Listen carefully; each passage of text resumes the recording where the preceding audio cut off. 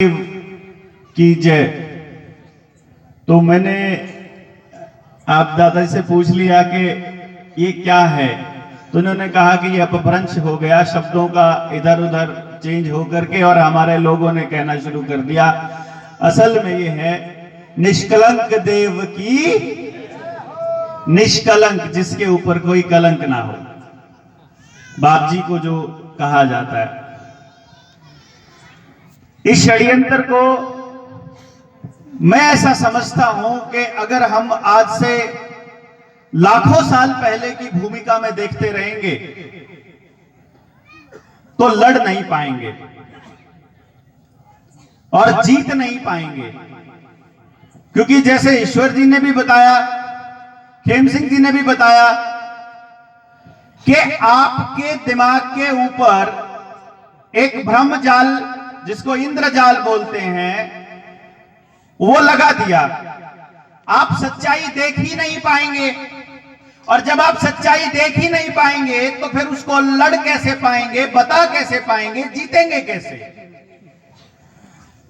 तो जीतने की शुरुआत सबसे पहले अपने घर से करनी पड़ेगी, अपने शरीर से करनी पड़ेगी। और जितने जितने षड्यंत्र आपके घरों में आपके ही खिलाफ चलाए जा रहे हैं उनको समझना पड़ेगा। ये सारे षड्यंत्र आप ही के लोगों के द्वारा चलाए जाते हैं, आपके ही आदमियों को किराए पर रखा जाता है इसका काम करने के लिए। जब थोड़े दिन पहले आपके ऊपर 2 सर्टिफिकेट दिखाने का जब जबरदस्ती चल रही थी, फरमान आया सरकार का कि तुम लोग अगर वैक्सीन नहीं लगवाओगे तो तुमको बस में नहीं चढ़ने दिया जाएगा, राशन नहीं मिलेगा, तुमको हाजिरी नहीं लगाने दी जाएगी, बच्चे स्कूल नहीं जा पाएंगे, पेपर नहीं दे पाएंगे, किसी नौकरी की तनख्वाह नहीं मिलेगी। तो ये फरमान जारी करने वाला कौन था? हमारे ही पड़ोस में आशा वर्कर, हमारे ही पड़ोस में आंगनबाड़ी वर्कर, हमारे ही पड़ोस में स्कूल का मास्टर, हमारे ही पड़ोस में बस का कंडक्टर, हमारे ही पड़ोस में जिला अधिकारी या एसडीएम, वो सारे कौन लोग हैं? सब हमारे भाई बहन। हमारे ही भाई बहनों को हमारा दुश्मन बना दिया। आप एक पार्टी का समर्थन करते हो, दूसरी पार्टी का विरोध करते हो, और जो विरोध करने वाला वो कौन है? हमारा ही भाई बहन। आपको एक बीमारी हो गई, उस बीमारी के नाम पर आपको आपके शरीर में केमिकल पे केमिकल, केमिकल पे केमिकल डाल दिया। वो केमिकल डालने वाला कौन है? आपका ही भाई बहन।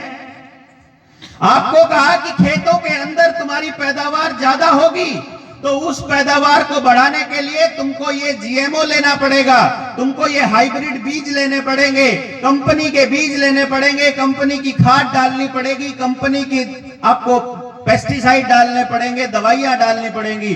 वो दवाइयां बेचने वाली दुकान किसकी है पड़ोस में? आप ही के भाई बहन की। उन कंपनियों का एजेंट बनकर कौन आ रहा है? आप ही का भाई बहन।